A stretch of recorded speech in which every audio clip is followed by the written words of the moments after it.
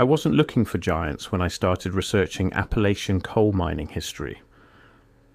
I was tracing labour organisation in the years before the United Mine Workers consolidated power in the region, work camps, company towns, the brutal extraction economy that fueled America's Industrial Revolution, the kind of research that produces neat columns of tonnage figures and accident reports and moves on. Standard labour history, but then I found the photographs, not illustrations in a pamphlet, not exaggerated folk tales from mountain storytellers, not the kind of thing you'd expect to find in a conspiracy pamphlet. Photographs. Actual photographic evidence from the 1880s through the early 1910s, showing work crews at coal tipples, at shaft entrances, on the outskirts of mining operations throughout the Appalachian Range, and among the ordinary men standing in those images, figures of impossible scale. The proportions were so dramatic they looked like tricks of perspective at first, except they weren't. The ground was level, the shadows landed correctly, the tipple structures in the background gave you consistent reference points across the entire frame. The men standing next to those structures were clearly, verifiably normal-sized, and the figures standing among them were not. These images predated any sophisticated manipulation technology. They were taken with large format glass plate cameras by company photographers, by labour investigators, by survey teams contracted to document mine output and workforce composition. And that's when the official explanations stopped making sense. The deeper I investigated, the more photographs surfaced.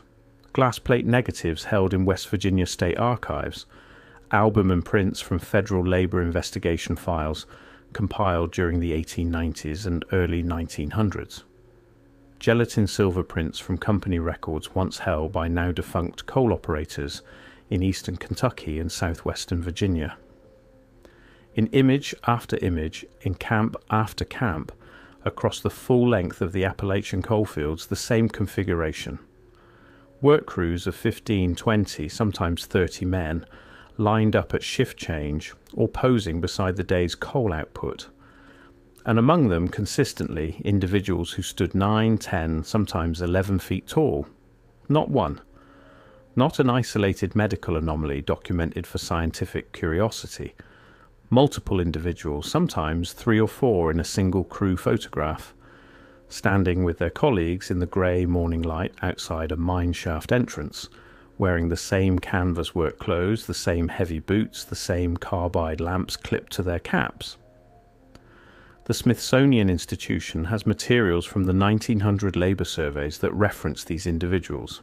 The Library of Congress Prints and Photographs Division holds documentation from the industrial survey expeditions that swept through the region between 1895 and 1910. British coal investment firms heavily capitalised in Appalachian operations during this period kept meticulous photographic records of their workforce and infrastructure. And there, in those investors' documentation packages sent across the Atlantic to reassure London shareholders, they appear without comment.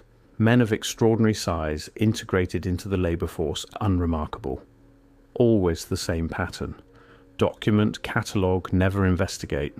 Never ask why. Why were there so many concentrated specifically in coal extraction? Why do the photographs cluster between 1880 and 1912, then abruptly stop? Why do labour investigator journals describe these individuals not as medical curiosities, but as productive workers specifically valuable for their capacity to handle work in deep, low-clearance seams that exhausted normal men in hours? And here's what makes the evidence impossible to dismiss. These giants aren't posed for display. They're working, mid-shift, covered in coal dust the same as everyone around them. The photographs weren't taken to showcase anomalies. They were documenting mine operations, workforce headcounts, output verification, safety compliance records, and the giants were simply there. Unremarkable enough that photographers didn't bother to explain or highlight them. Once you notice it, the physical evidence multiplies in ways that can't be explained away. I started examining the mining equipment itself. Standard hand drilling equipment from Appalachian operations of this period runs large by any reasonable comparison to contemporary tools from European mines or from Western American silver and copper operations.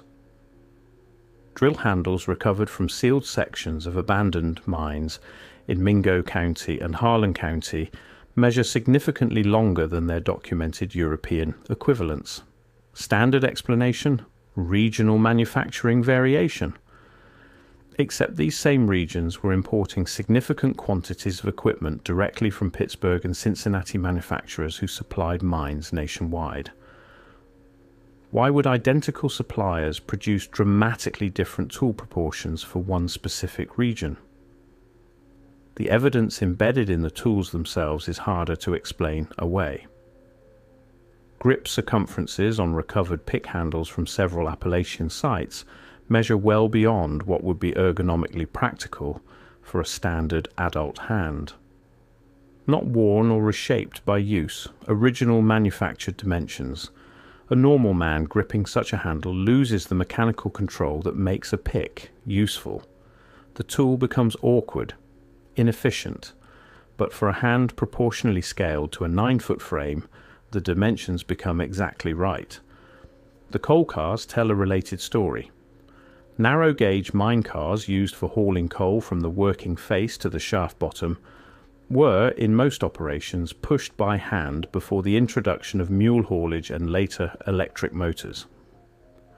Recovered mine cars from several operations in the Pocahontas coalfield of southern West Virginia are built to pushing height specifications that would require a man well over 7 feet tall to push with proper body mechanics, the kind of upright, hip-driven push that doesn't destroy your back over a 12-hour shift. For a man of average height, the push bar height forces a bent posture that's not just uncomfortable but structurally damaging over time. Yet these cars were in daily operational use for decades.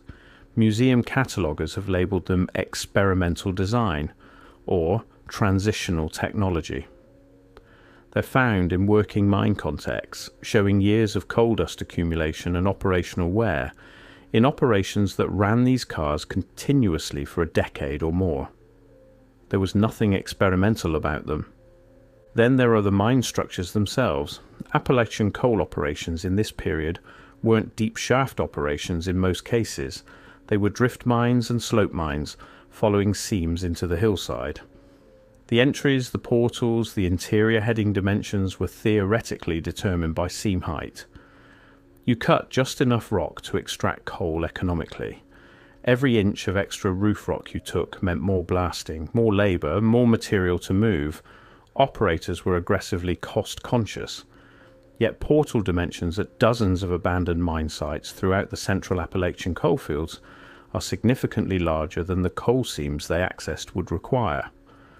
Documented seam heights of 4 and 5 feet, typical for the region, don't explain entry portals standing 8 and 9 feet high.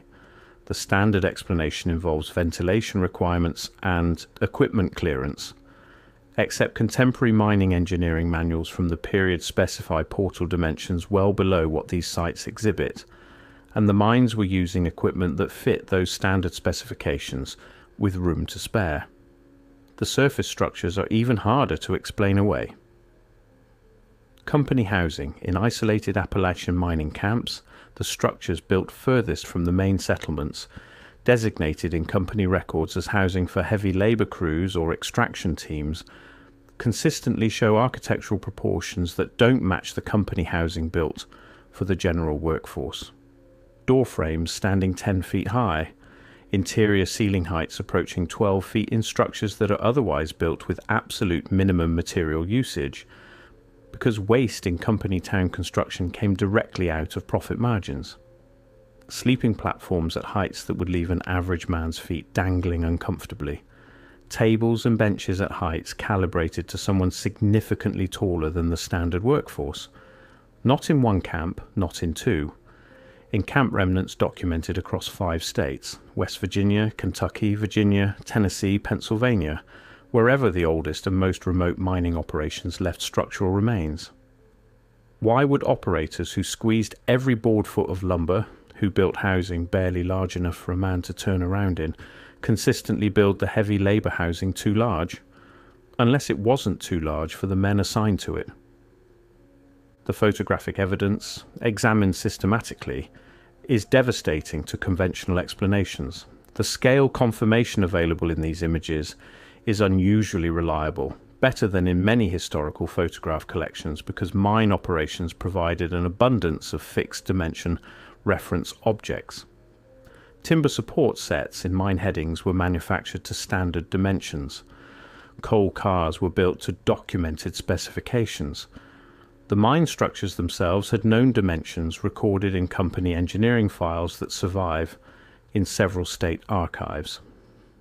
When you establish scale from these reference objects and then measure the human figures in the frame, the numbers are consistent across dozens of independent images. Individuals standing 9 to 11 feet tall appear in crew photographs from operations in 5 states, spanning 3 decades, captured by different photographers using different camera equipment under different conditions. The consistency isn't what you'd get from perspective tricks. Perspective distortion isn't consistent. It varies based on camera position, focal length, distance. What you see in these images is consistent in a way that only represents one thing: people who were actually that size. Their hands are visible in many of the higher quality photographs. Hands holding pick handles, hands resting on the shoulders of standing colleagues, hands proportional to the bodies they belong to, not deformed, not swollen, and not showing evidence of acromegaly's characteristic bone thickening, simply scaled, everything in correct proportion, just fundamentally larger, and their faces in the photographs where detail permits it, not the characteristic coarsening of the facial features that comes with pituitary gigantism. Normal faces, just large. The outside context is provided by federal investigators who weren't looking for giants either. The labour investigations that swept through Appalachian coal country between 1900 and 1912 produced thousands of pages of testimony and observation. Most of it concerns wages, hours, company store debt, safety conditions. But threaded through multiple independent investigators' reports are casual references to workers of extraordinary physical size encountered at isolated operations. A 1903 Bureau of Labor Statistics field report covering operations in McDowell County, West Virginia, describes encountering a section crew in terms so clinical they clearly weren't meant to be remarkable. Several workers of unusual stature employed in the heading operations, apparently of local mountain extraction, whose physical dimensions considerably exceeded normal parameters. Foreman indicated such workers particularly effective in heavy extraction work. The 1907 Inland Steel Internal Survey of their Appalachian acquisitions, recently digitized from private records donated to an Indiana Historical Society, contains photographs of several operations with visible large-scale individuals in the workforce, captioned only with operation names and dates. No note of anything unusual, as if large men in the crews were unremarkable background detail not worth commenting on. 3 meters, 10 feet. Noted clinically, then the report moves on to discuss coal quality and haulage infrastructure, as if the investigators had more pressing matters to document. Then the record stops. After approximately 1913, the photographs cease, not gradually as one era of photographic technology gives way to another. Abruptly, mine crew photographs from the mid-1910s onward, and there are many, as photographic documentation of workforce and operations actually becomes more common with the spread of smaller, cheaper cameras, show only normal-sized men. What changed? The operations didn't stop. Coal extraction in Appalachia expanded dramatically during World War I and into the 1920s. Photographic documentation became more thorough, not less. Yet the large individuals who appeared unremarkably in pre-war crew photographs simply vanish from the record. The United Mine Workers organizing drives of this period provide some archival cover for the disappearance, labor unrest, shifting workforce composition, the mechanization of some operations. But these explanations don't survive contact with the specifics. The individuals visible in photographs before the cutoff didn't leave because of mechanization. The operations where they're documented continued to use hand labour for years afterward. They simply stop appearing in the record, stop being photographed, stop being mentioned in labour reports, stop existing in official history. British investor records show the same discontinuity.